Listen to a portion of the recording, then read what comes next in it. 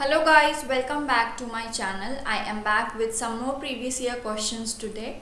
So if you haven't subscribed to my channel yet, then please do subscribe to my channel as I am uploading videos related to previous year questions of NTA UGC NET Environmental Sciences paper 2 every day. So share my videos with your friends and do subscribe if you haven't subscribed yet. Let's start with this video. First question is, which one of the following environmental factor is responsible for cyclomorphism in animals? So basically पहले हम देखते हैं cyclomorphism होता क्या है. Cyclomorphism is the name given to the occurrence of cyclical or seasonal changes in the phenotype of an organism through successive generations. तो इसमें क्या होता है, जो साइक्लिक और सीजनल चेंज होते हैं phenotype of the organism. Phenotype मतलब फिजिकल अपीयरेंस जो होते हैं किसी भी ऑर्गेनिज्म की, तो उसमें जो साइक्लिक और सीजनल चेंजेस हैं जो कि सक्सेसिव जनरेशन से होते आ रहे हैं, तो उसको साइक्लोमॉर्फिज्म बोला जाता है. और कौन सा एनवायरमेंटल फैक्टर रिस्पॉन्सिबल है? So it is the temperature which is responsible for the cyclomorphism in the organisms. Okay, I hope you are clear with the term cyclomorphism. Moving on to the next question. Which one of the following is a neurotoxin? So neurotoxin, what are neurotoxin? Which inhibit the functioning of the nervous system. So here organophosphate is a neurotoxin. Okay, now what is this organophosphate doing? It is inhibiting choline esterase, which is an enzyme used in the human nervous system to break acetylcholine, which is a neurotransmitter that carries signals between the nerves and muscles.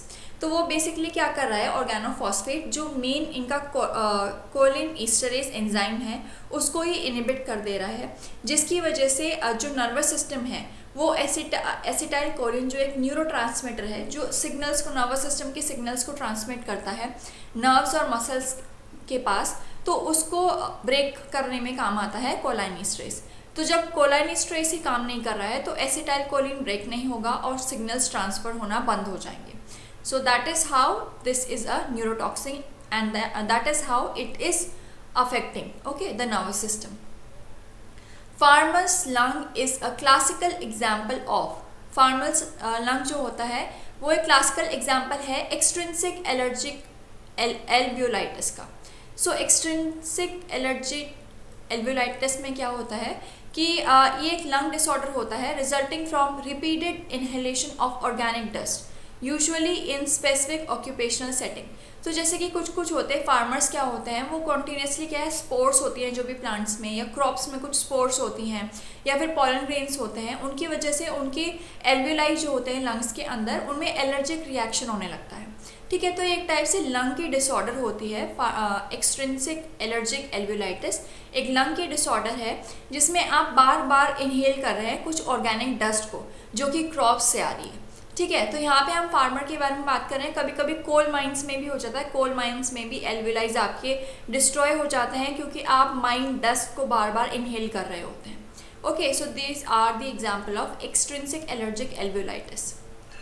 The lichen and moss stage occurs in the lithosere. Okay, तो ये जो lichen और moss stage है वो कहाँ पर अकर कर रही है, लिथोसीर के अंदर. उसके बाद आपने ये सारे सीरियल स्टेजेस के बारे में पढ़ा होगा, अगर आपने नहीं पढ़ा है तो मैं आपको बता देती हूँ. लिथोसीर जो होती है जो सीरियल सक्सेशन रॉक्स पर स्टार्ट होती है. सैमोसीर जो होती है वो सॉइल में स्टार्ट होती है. Hydrosere starts with the water body and hydrarch starts with the means aquatic stagnant pond वगैरह कुछ इस टाइप का जो स्ट्रक्चर होता है उसमें स्टार्ट होती है. Which pyramid can not be inverted in a stable ecosystem. ये क्वेश्चन कई बार आ चुका है, so I hope you all know this answer and if this is a question for you, you have to answer me in the comments कि इस question का answer क्या होगा. अगर आपने मेरी प्रीवियस वीडियोज देखी होंगी तो आप बता सकते हैं कि यहाँ पे आंसर क्या होगा. तो just comment me in the comment box what is the answer of this question. Which bacterium found in the soil is anaerobic? So Clostridium is an anaerobic bacteria, means it does not require air for its survival. Particles of size less than 1 micrometer are efficiently removed by electrostatic precipitators.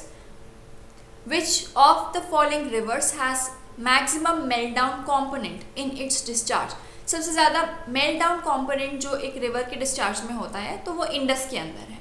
Okay, so That's all for this video. I hope you have understood the questions that I have discussed, and if you have understood the concept, please press the like button and subscribe to my channel if you haven't yet, and share this video with your friends. Thank you very much for watching.